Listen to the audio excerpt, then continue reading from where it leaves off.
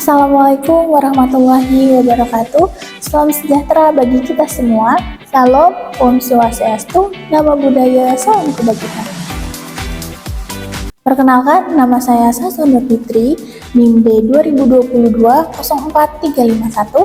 Saya dari Program Studi Bimbingan dan Konseling Islam, reguler pagi, semester 5, Fakultas Tarbiyah dan Ilmu Keguruan, Institut Muqarrarah Al-Islami Bogor.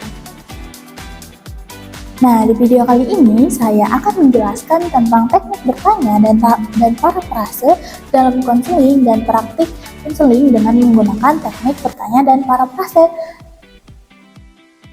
Nah, teknik bertanya dalam konseling adalah keterampilan yang digunakan oleh konselor untuk menggali informasi dan membantu konseli mengeksplorasi pikiran, perasaan, ataupun pengalaman.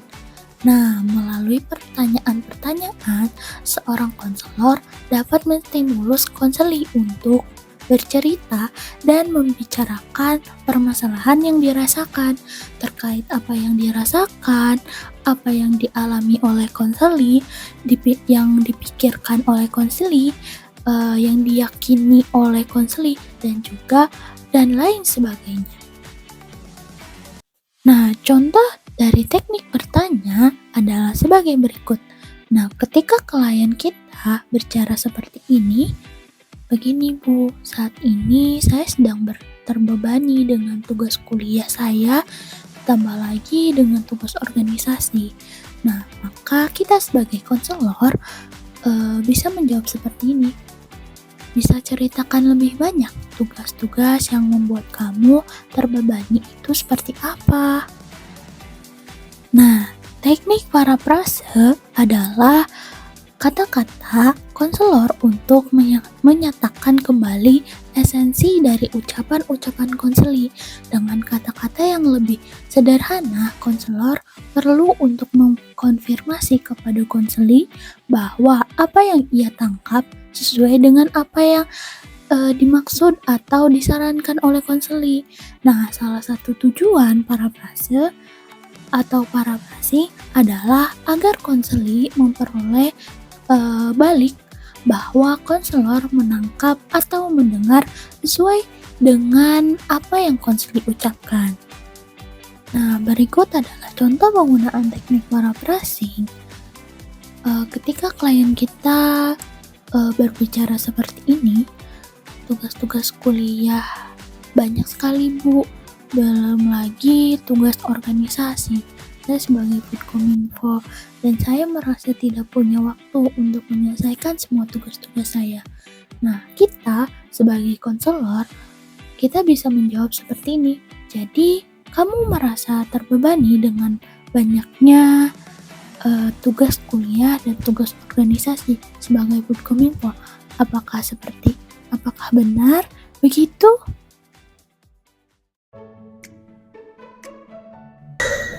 Assalamualaikum. Waalaikumsalam.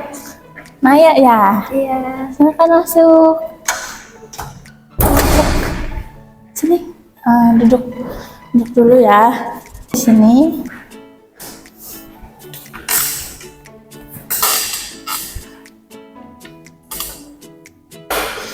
Aduh. Udah nyaman belum duduknya? Sudah? Sudah Ibu. Naya apa kabar? Alhamdulillah baik Ibu. Alhamdulillah baik. Kesini tadi sama siapa? Sendiri. Oh, sendiri. Bisa ada kegiatan apa langsung kesini? Langsung ke sini. Oh, langsung kesini. Apa nih yang mau diceritain ke saya hingga Naya tuh menghubungi saya? Begini Bu, saya ini ingin menceritakan masalah yang sedang ingin saya ceritakan. Oke, sebelum kamu menceritakan masalah kamu, kita bahas dulu. Nanti kita cari jalan keluarnya bareng-bareng. Tapi sebelum itu kita biar waktunya itu efisien, kita harus mengatur waktu dulu nih. Kira-kira Naya butuh waktu berapa lama untuk menceritakan cerita tersebut? Saya rasa 30 sampai 40 menit itu sudah cukup, Bu. Namun saya ingin berpesan, saya ingin agar permasalahan saya ini tidak diketahui oleh siapapun, Bu. Oke, baik. Kalau itu, Ibu akan jaga rahasia kamu agar kamu bisa leluasa untuk menceritakan permasalahan tersebut kepada saya. Nah, sekarang kalau boleh tahu apa nih yang bikin kamu pengen cerita masalah yang kamu alami? Begini, Bu, saat ini saya terbebani oleh tugas kuliah, ditambah lagi dengan tugas organisasi, Bu. Oh, bisa ceritakan lebih banyak atau lebih detail gak tugas-tugas yang membuat kamu tuh merasa terbebani dengan tugas-tugas tersebut? Tugas-tugas kuliah tuh banyak sekali, Bu. Belum lagi dengan tugas organisasi, di mana saya kan sebagai kominfo ya, Bu. Sehingga itu sangat menyita waktu, jadi tidak semua tugas bisa saya selesaikan. Jadi kamu merasa terbebani karena tugas-tugas organisasi yang sebagai Foodkominfo dan juga tugas-tugas kuliah. Apa seperti itu? Ya, Bu, betul sekali. Saya bingung harus mulai dari mana. Menurut kamu nih, apa langkah pertama yang mungkin kamu bisa ambil atau untuk mengurangi perasaan bingung tersebut? Mungkin saya harus mengatur waktu agar terjadwal dalam mengerjakan tugas kuliah, Bu. Dan juga tugas organisasi. Tapi saya masih bingung, Bu, bagaimana memulainya. Jadi kamu berpikir untuk mengatur jadwal agar lebih teratur. Namun ada perasaan bingung harus memulainya dari mana untuk mengerjakan tugas-tugas kuliah, tugas organisasi. Apa yang saya tangkap itu benar seperti itu? Iya, Bu, seperti itu, benar sekali.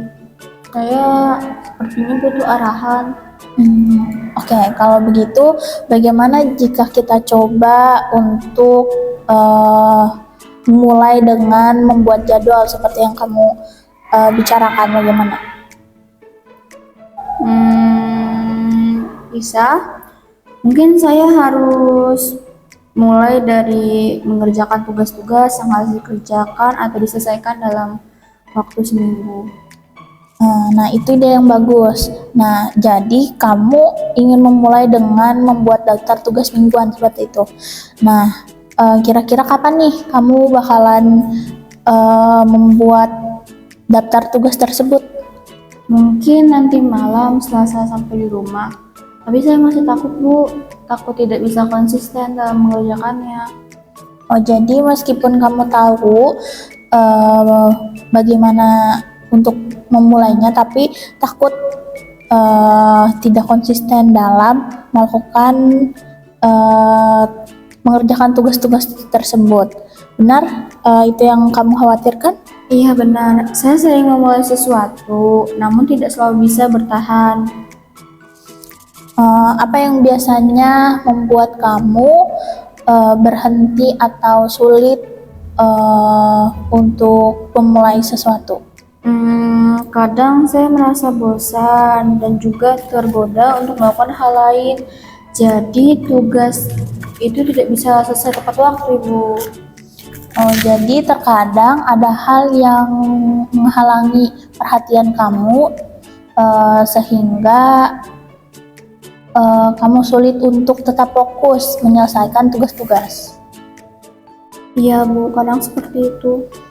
Bagaimana jika kamu mencoba untuk mengatur waktu nih untuk belajar, untuk melakukan hal-hal yang kamu sukai gitu. Nah, misal dalam waktu 1 jam itu kamu bisa mengerjakan tugas itu sekitar 45 menit. Nah, sisanya itu kamu bisa untuk menyelesaikan ya, me time sama yang kamu sukai. Nah, kalau Naya suka apa? Mungkin baca novel.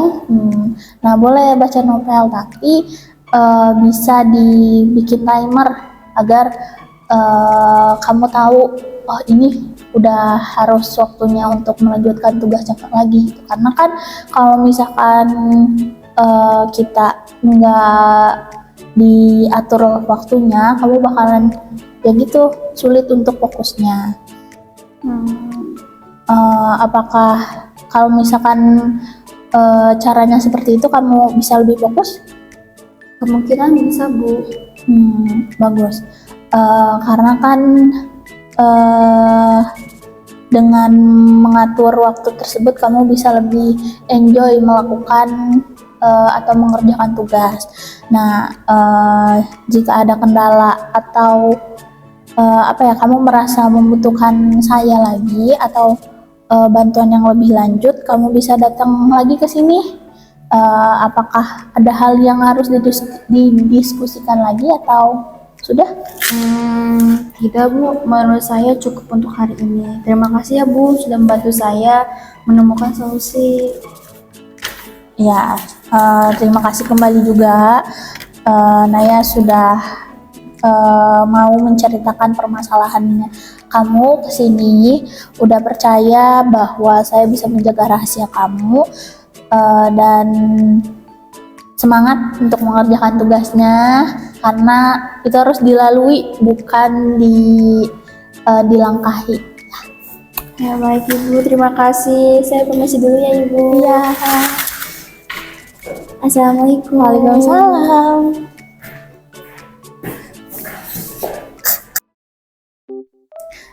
Terima kasih sudah menonton video kali ini. Semoga video ini bermanfaat untuk kita semua. Wassalamualaikum warahmatullahi wabarakatuh. Bye.